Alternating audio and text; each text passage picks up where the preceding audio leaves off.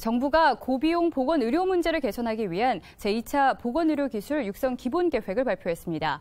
앞으로 10년간 치매 극복 연구 개발에 1조 원의 예산을 투입하기로 해 국민들의 삶의 질 향상에 대한 기대감이 커지고 있습니다. 이번 계획에 담긴 구체적인 내용과 그 기대 효과는 무엇인지 보건복지부 보건의료기술개발과 임강섭 서기관과 함께 자세한 얘기 나눠보겠습니다. 안녕하십니까? 안녕하세요. 네. 먼저 보건의료 육성 기본계획이 구체적으로 무엇이고요? 이번에 이제 2차가 나왔잖아요. 네, 그렇습니다. 그 배경도 말씀해 주시죠. 네. 이번 기본계획은 우리나라 보건의료 R&D에 관한 종합적인 밑그림이라 할 수 있습니다. 예. 보건복지부가 주관이 되어 5년마다 수립하고 있고요. 5년 전에 수립한 1차 기본계획이 작년에 종료되어 2차 기본계획을 이번에 수립하게 되었습니다. 올해부터 22년까지 우리나라 보건의료 R&D를 이루고자 하는 미래상과 중요한 정책 과제를 다루고 있다고 보시면 될 것 같습니다. 이번 기본계획은 우리 사회가 안고 있는 보건의료 문제, 예컨대 치매, 감염병, 환경성 질환 등의 문제를 연구 개발로 어떻게 해결할 것인가에 대해 주목하고 있다면 보시면 될 것 같습니다. 예. 그럼 이번 이제 두 번째인 거잖아요. 그럼 네. 1차 때 어떤 성과가 있었고 한계가 있었는지도 궁금한데요. 1차 기본계획은 우리나라 국가연구개발 사업에서 우리 국민들의 건강을 증진시키기 위한 연구개발의 중요성을 좀 확산하는 데 목적을 가졌습니다. 예. 그 직간접적인 성과로 우리 국민들의 건강 수명이 2015년에 73세까지 늘어났고요. 요새 많은 국민들이 관심을 가져주시는 신약 개발의 성과에서도 마중물 역할을 하였다고 볼 수 있습니다. 다만 전문가분들의 의견을 들어보면 아직 가야 할 길도 멀다는 것을 확인할 수 있었습니다. 예컨대 우리 국민들이 원하는 성과 창출이나 의료 현장, 산업계의 요구에서 다소 벗어나지 않았나. 그리고 연구자들이 원하는 연구 자원이나 정보의 공유에도 좀 미흡한 측면이 있었던 것 같고요. 혁신적인 연구나 제품의 개발을 저해하는 규제 개선이 시급하다는 의견도 많았습니다. 예. 그러면 이제 2차 때는 국민들의 의견이 좀 반영이 된 거죠. 국민들이 원하는 그 방향이 무엇인지도 궁금한데요. 네, 저희가 현 정부 출범 이후에 국민 1,000명을 대상으로 설문조사를 한 바 있습니다. 예. 우리 국민들은 보건의료 연구 개발도 아직은 산업 육성보다는 국민들이 일상생활에서 부딪히는 사회 문제의 해결에 우선적으로 투자해 주기를 요청하고 있었고요. 예. 그러면 정부가 R&D를 통해서 해결했으면 하는 사회 문제를 보면 우리 국민들은 정신건강, 고령화, 예. 환경성 질환의 우선순위가 높았습니다. 그렇군요. 그리고 국민들은 치매, 암을 우선적으로 가장 시급하게 극복하여 주기를 요청하였습니다. 예. 저도 국민으로서 참 공감이 되는 대목인데요. 네. 그렇다면 이제 2차 기본 계획은 무엇인지 구체적으로 살펴보도록 하겠습니다. 비전과 목표, 전략은 무엇인가요? 방금 말씀드린 대국민 설문조사와 별개로 우리 국민들에게 현 정부의 보건의료 R&D 정책과 어울리는 비전이 무엇인지 공모한 적이 있었습니다. 예. 우리 국민들은 보건의료 기술 혁신, 국민 모두 건강한 내일을 현 정부에서 이뤘으면 하는 비전으로 꼽아주셨고요. 이를 바탕으로 비전을 만들었습니다. 예. 핵심 목표로는 2022년까지 우리 국민들의 건강 수명을 3세 더 늘려서 76세까지 건강하게 사실 수 있도록 정부가 지원하는 것입니다. 예. 그리고 제약, 의료기기, 화장품 산업에서 우리 국민들이 원하는 새로운 일자리를 10만 개 창출할 수 있도록 노력하고자 합니다. 이를 달성하기 위하여 3대 전략을 마련하였는데요. 첫 번째는 고비용 보건의료 문제를 해결하기 위한 공익적 가치 중심의 연구 개발을 확대하고 연구자들이 연구하기 좋은 환경을 조성할 수 있도록 R&D 시스템을 혁신하는 것이 두 번째입니다. 세 번째 전략으로는 좋은 일자리를 창출할 수 있는 미래형 신산업을 육성하자는 것입니다. 예, 그렇군요. 그 앞서 말씀해 주셨지만 국민들이 극복할 질환으로 치매를 꼽았습니다. 네. 참 무서운 질환인데요. 네. 그런데 마침 이제 문재인 대통령이 대표적 공약으로 이 국가 치매 책임제를 언급했습니다. 이와 연계해서 그 R&D 투자 전략은 어떻게 되나요? 말씀하신 대로 치매는 고령화 시대에 우리 사회가 해결해야 될 가장 시급하고 중요한 문제입니다. 예. 이러한 문제의식을 가지고 정부는 치매 국가 책임제와 연계하여 치매를 과학기술을 통하여 근본적으로 해결할 수 있는 연구개발 투자를 추진하고자 합니다. 치매의 원인 규명부터 진단, 치료제 개발, 그리고 돌봄 기술 개발까지 치매 문제의 극복에 필요한 전주기 연구개발 투자를 추진할 계획입니다.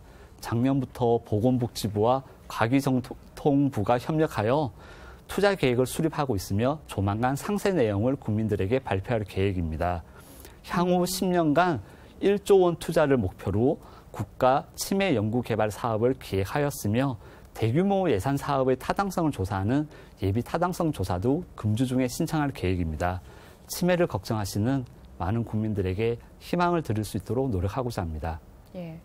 다음으로 이제 또 우리 국가적인 어떤 오명을 갖고 있는 게 자살 국가 1위라는 거잖아요. 네. 이 자살을 좀 방지하기 위해서, 막기 위해서 또 어떤 R&D 투자 전략이 있을까요? 네, 자살 예방도 보건의료 연구개발로 해결하고자 하는 중요한 정책 목표인데요.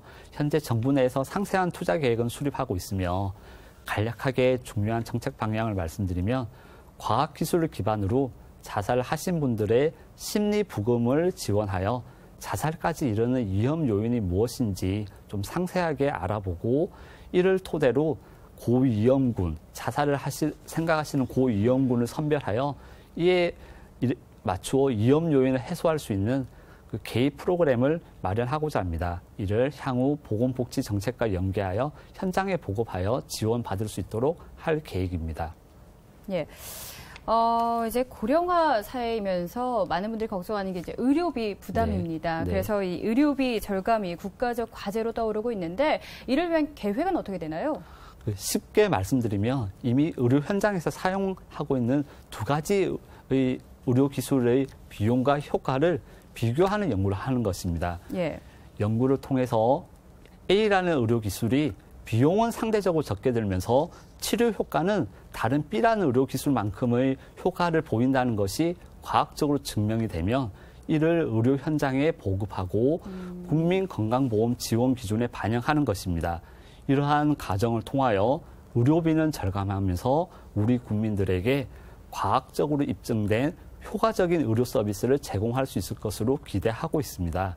정부는 내년부터 향후 8년간 약 1,800억 원의 재원을 이러한 연구 사업에 투자할 계획을 가지고 있습니다. 예, 앞서 알아본 것이 이제 치매 책임제, 자살 예방, 그리고 의료비 절감입니다. 네. 이외에 공익적 가치를 위한 R&D 투자 어떤 것들이 있을까요? R&D를 통하여 건강 형평성을 늘리는 것도 중요한 목표로 생각하고 있습니다. 아직까지 제대로 된 진단법과 치료법이 개발되지 않은 많은 희귀 질환자들을 위한 의료기술 연구 개발을 확대할 계획입니다. 거동이 불편하신 우리 장애인과 노인의 재활과 돌봄 서비스를 로봇이나 보조기구를 통하여 보다 수월하게 제공할 수 있도록 관련된 기술 개발도 하고자 합니다. 이제는 의료의 패러다임이 예방과 관리 중심으로 바뀌고 있습니다.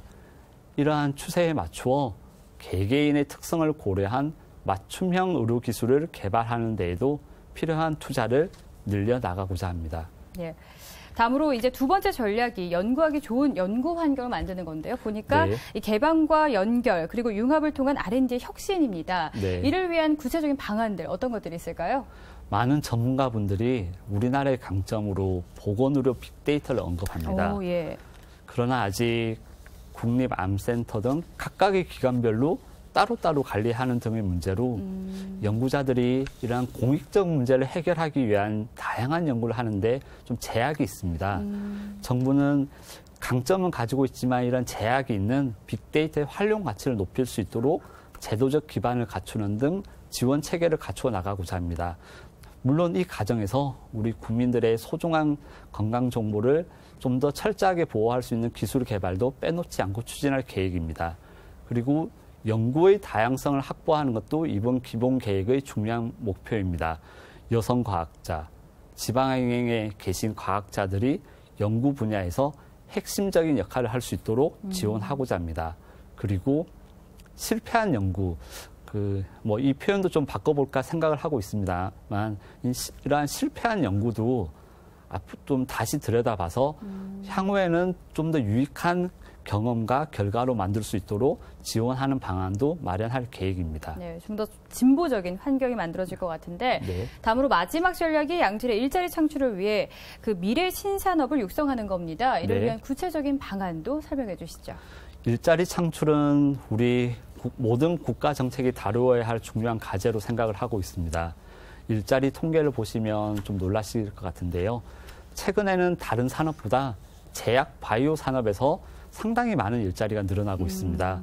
앞으로도 이 분야에서 일자리가 많이 늘어날 것으로 많은 분들이 기대를 하고 계신데요. 예. 이러한 기대에 부응할 수 있도록 정부도 혁신 신약이나 미래형 첨단 의료기기 개발을 좀 지원을 늘려나가고자 합니다.